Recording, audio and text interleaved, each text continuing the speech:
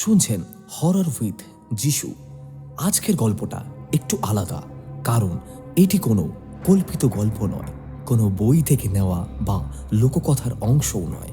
এটি আমাদের একজন শ্রোতার জীবনের সেই ভয়ঙ্কর অভিজ্ঞতা যা তিনি নিজে চোখে দেখেছেন, নিজে অনুভব করেছেন আর সাহস করে আমাদের পাঠিয়ে দিয়েছেন, যেন আমরা সবাই শুনতে পারি সেই রোমহর্ষক সত্যি ঘটনাটি।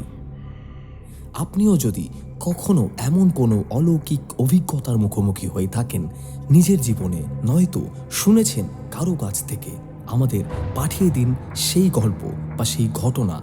আমাদের ইমেল করতে পারেন horrorwithjishu@gmail.com অথবা হোয়াটসঅ্যাপে পাঠিয়ে দিতে পারেন সরাসরি আপনার ঘটনাটি 8759900355 নম্বরে। আজকে যেটা আপনাদের শোনাতে চলেছি সেটি কোনো বানানো গল্প নয়। ঘটনাস্থল জলপাইগুড়ি জেলার ময়নাগুড়ির কোনো এক গ্রামে। সময়টা 13ই জুলাই 2023। যেভাবে তিনি লিখে পাঠিয়েছেন সেভাবেই পড়ে শোনানোর চেষ্টা করছি। নমস্কার জানাই সকল হরর উইথ যিশুর শ্রোতাদের। এটা আমার পাঠানো প্রথম গল্প এই চ্যানেলে। আশা রাখছি আপনাদের সকলের এই ঘটনাটি ভালো লাগবে আর ভয়ও পাওয়াবে। তিনি তার নামটি গোপন রাখতে বলেছেন, তাই তিনি লিখেছেন জলপাইগুড়ি জেলার কোনো এক গ্রামের তিনি একজন স্থায়ী বাসিন্দা। ঘটনাটি কোন পাড়ায় ঘটেছে সেই পাড়ার নামটিও আমি উল্লেখ করতে পারছি না কিছু কারণবশত। তাহলে চলো এবার আসল ঘটনায় ফেরা যাক। ঘটনাটি ঘটে 13ই জুলাই 2023 সালে। এক বর্ষার রাত, এক অন্ধকার রাস্তা আর এক ভয়াল রহস্য যা আজও সেই গ্রামের আলোচনার বিষয়। এই গল্পটি সেই গ্রামের এক অবিবাহিতা মহিলা, যাকে ছেলেরা পিসি বলে সম্বোধন করতেন। পিসির বয়স প্রায় 46 থেকে 47 হবে, কিন্তু তিনি প্রচণ্ড সাহসী। বাড়িতে কেউ নেই, তাই একাই থাকেন তিনি। প্রায় 13 থেকে 14 বছর আগে তিনি তার স্বামীকে হারান এবং নিঃসন্তান অবস্থায় তিনি সেই বাড়িতে একাই থাকতেন। সেদিন সন্ধেবেলা তার বোনের বাড়ি, যেটি তার বাড়ির থেকে খুব বেশি দূরত্বে নয়, সেখানে গিয়েছিলেন গল্প করার জন্য এবং তার বোনের মেয়েরা আসে। সেখানে নিমন্ত্রণ বা এক প্রকার পারিবারিক পিকনিক খাওয়ার আয়োজন করা হয়। জুলাই মাস, বর্ষার রাত। রাত হালকা বাড়তেই হঠাৎ মেঘের গর্জন শুরু হয়। এর সাথে বজ্রপাত, আর কিছুক্ষণ পর শুরু হয় প্রবল বৃষ্টি। রাত তখন প্রায় 11:15। পিসির হঠাৎ মনে পড়ে তার বাড়িও ফাঁকা, তাই সে চিন্তা করলো বাড়িতে চলে যাবে, কারণ গ্রামের এলাকায় চুরির খুব উপদ্রব দেখা যায়। তাই সেই পিসি তার বোনকে বলল, আমার জন্য খাবার দিয়ে দে, আমি বাড়ি নিয়ে গিয়ে খাবো। এবং যথারীতি তার বোন খাবার বেড়ে দিল একটা গামলায়। পিসি তাড়াহুড়ো করে রওনা দিল খাবার নিয়ে বাড়ির উদ্দেশ্যে। গামলায় সাজানো ডাল, ভাত, মাছ আর দেশি মুরগির মাংস। এক হাতে গামলা আর এক হাতে ছাতা। বাড়ি যাওয়ার রাস্তা প্রায় হাঁটা পথে 7 মিনিট। একটা প্রাইমারি স্কুল, তার পাশে বয়ে চলেছে নদী।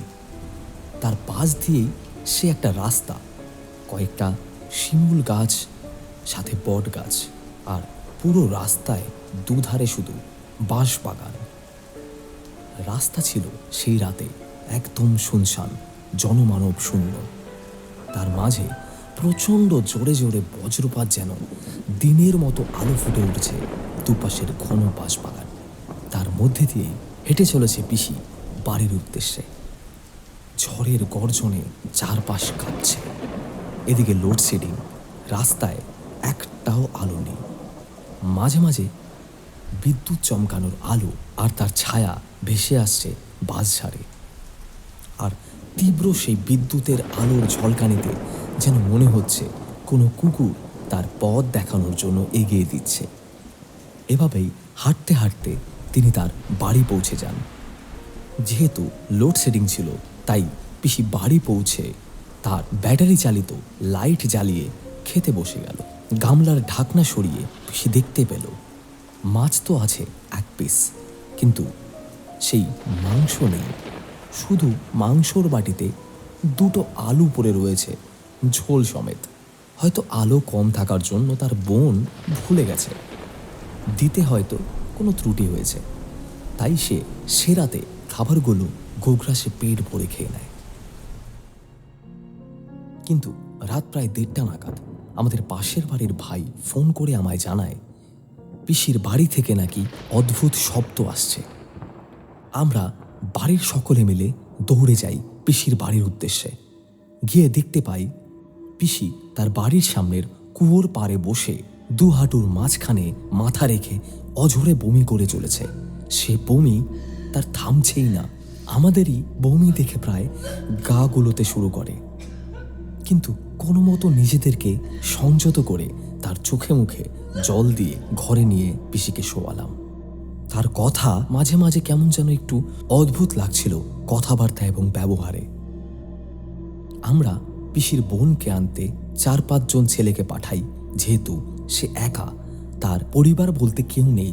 তার বোন এবং তার বোনের পরিবার হাসপাতাল নিতে গেলেও তার পরিবারের সম্মতি এবং তাদের পাশে থাকাটা অবশ্যই জরুরি। 10-15 মিনিটের মধ্যে তার বোন চলে আসে।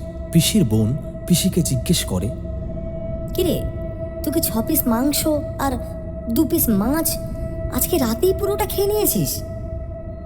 পুরোটাই? হয়তো তোর গ্যাস মাথায় উঠে গেছে। পিসি চমকে যায়। পিসি বলে, কোথায়? আমি তো 1 পিস মাছ আর 2টো আলুই পেয়েছি শুধু। রহস্য ঘনীভূত হয়। তখনই আবার শুরু হয় বমি। এবার যেন তীব্র থেকে তীব্রতর রূপ, আর রক্ত বমি তাকে ধরে রাখা অসম্ভব হয়ে পড়ে।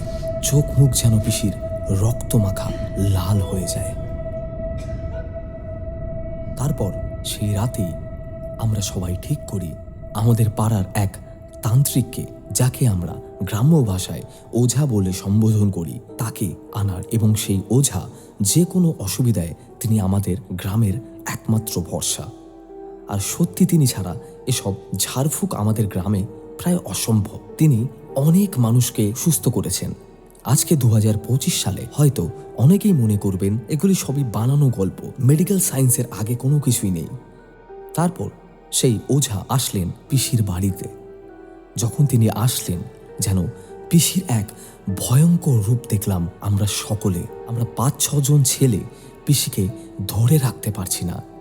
সেই ওঝা ঝাড়ফুঁক শুরু করেন, প্রবল বেগে মন্ত্র পড়া শুরু করেন, এবং সবশেষে পিসিকে একটি কবচ পরিয়ে দেন। তারপর পিসি সেই রাতে একটু স্বাভাবিক হয়। আমরা প্রায় গ্রামের ছেলেরা সকলে মিলে সেই রাতে পিসির বাড়িতেই কাটিয়ে দিই। রাতটা কোনো মতে কেটে যায়, কিন্তু তারপর 4 দিন টানা জ্বর, কোনো চিকিৎসায় কাজ হয় না পিসির। তারপর হঠাৎই 18 তারিখ সকালে সে একেবারে সুস্থ হয়ে ওঠে। গ্রামের সবাই ভাবে পিসি হয়তো কোনো কিছু দেখে ভয় পেয়ে গেছে হয়তো, তাই এই জ্বর। কিন্তু না, ঘটনায় টুইস্ট আসে তখন।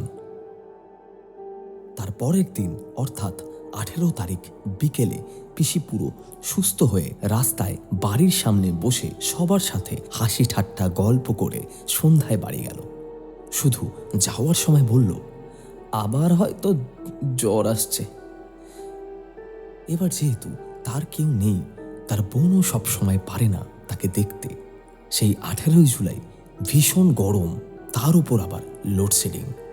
আমাদের গ্রামে রাতে লোডশেডিং হলে সবাই বাড়ির বাইরেই বেরিয়ে যায় রাস্তায়। সেদিন রাতে যখন গ্রামে ইলেকট্রিসিটি ছিল না, হালকা হাওয়া, তখন আমরা পাড়ার ছেলেরা সকলে একত্রিত হয়ে ঠিক করলাম, চল আমরা সকলে মিলে পিসির বাড়িতে যাই, পিসিকে দেখে আসি। তারপর আমরা সব ছেলেরা একসাথে হয়ে গেলাম পিসির বাড়ির উদ্দেশ্যে। পিসির ঘরের দরজা হাঁ করে খোলা, হয়তো তার বোনের বাড়ি গেছে। কিন্তু পিসির তো জ্বর, তাও আমরা ভাবলাম পিসি হয়তো তার বোনের বাড়িতেই গেছেন। আমরা সবাই গেলাম তার বোনের বাড়ির দিকে। সেদিন সেই রাত তখন প্রায় 1টা। সেই বাঁশঝাড়ের রাস্তা দিয়ে যেতে যেতে আমরা যা দেখলাম তাতে আমাদের নিজেদের চোখের ওপর বিশ্বাস করতে দুবার ভাবাচ্ছিল। আমরা সকলে আমাদের হাতের টর্চ জ্বালিয়ে বাঁশঝাড়ের দিকে যখন তাকালাম, এক বীভৎস রূপ আমাদের চোখে পড়ল। বাঁশঝাড়ের এক উঁচু বাঁশে গলায় দড়ি দিয়ে ঝুলন্ত অবস্থায় পিসি, চোখগুলো যেন কিছু বলছে আর মুখে লেগে আছে তরকারির ঝোল। পিসির জিভ বাইরে বেরিয়ে আছে অনেকটা। তার পাশে পড়ে আছে সেই মাছের কাঁটা আর মাংসের টুকরোগুলো, সেই বাটিতে ঝোল মাখা অবস্থায়। এত ঝড় বৃষ্টির পরেও সেই মাংসের গায়ে এখনো মাংসের ঝোল লেগে আছে। আর এই দৃশ্য দেখে আমরা নিজেদেরকে স্থির রাখতে পারি না। আর আজও সেই উত্তর মেলেনি, কে বা খেয়েছিল সেই 6 পিস মাংস, আর কে বা কারা পিসিকে নিয়ে গেল শেষ রাতে সেই বাঁশঝাড়ের ভেতর। এই ঘটনা আমাদের গ্রামে এখনো প্রচলিত, এখনো লোকমুখে সেই পিসির ঘটনা ছড়িয়ে আছে। শুনছিলেন একজন অবিবাহিতা মহিলা, যাকে সবাই পিসি বলে সম্বোধন করে, তার সঙ্গে ঘটে যাওয়া এক অলৌকিক মর্মান্তিক ঘটনা, যা সেই গ্রামের লোকের কয়েক রাতের ঘুম কেড়ে নিয়েছিল। ঘটনাটি ভালো লাগলে চ্যানেলটিকে সাবস্ক্রাইব করে বেল আইকন প্রেস করতে ভুলবেন না। আমাদের চ্যানেলে প্রচুর মানুষ রয়েছেন যারা চ্যানেলে গল্প শোনেন কিন্তু চ্যানেলটিকে সাবস্ক্রাইব করতে ভুলে যান। আপনাদের কাছে অনুরোধ, দয়া করে চ্যানেলটিকে সাবস্ক্রাইব করে বেল আইকন প্রেস করে রাখুন আগামীর ঘটনাগুলি শোনার জন্য। আর আপনিও যদি কখনো ভৌতিক অভিজ্ঞতার শিকার হন অথবা এমন কোনো ঘটনা শুনে থাকেন যেটি আপনাদেরকে ভয় পাইয়েছিল বলে মনে করেন, তাহলে আমাদেরকে পাঠাতে ভুলবেন না।